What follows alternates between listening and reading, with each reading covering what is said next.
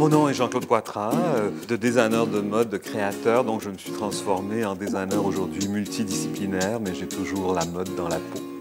Mes premiers souvenirs d'enfant, de toute façon, sont des souvenirs de mode.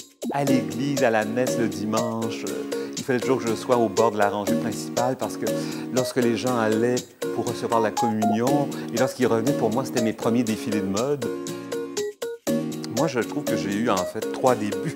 69, 72, ma première vraie, véritable collection.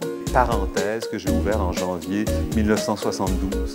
Mais c'est 76 où là, ça a été vraiment l'éclatement de tout. Et à l'époque, c'était très souvent mignon, joli, avec plein de petits imprimés très féminins auxquels je ne m'identifiais pas du tout. Moi, je suis arrivé avec la non-couleur, les manteaux en alpaca cognac sur du gris charcoal, les manteaux les plus longs qu'on n'avait jamais vus, un style très, très, très masculin, féminin.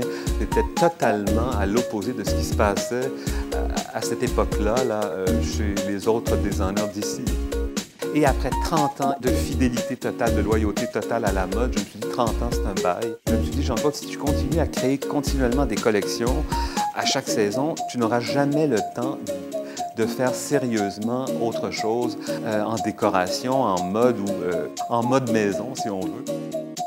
Cette lampe-là, elle est directement, c'est vraiment un clin d'œil à mon métier de la mode, avec les textures et tout. Mais vous savez, dans les objets que je fais maintenant de déco, je retrouve exactement le même cheminement, la même démarche artistique.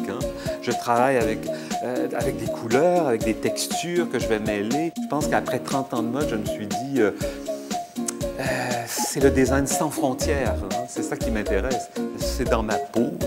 J'ai toujours dit que le jour où je cesserai de créer, le jour où je cesserai de rêver, c'est que je serai mort.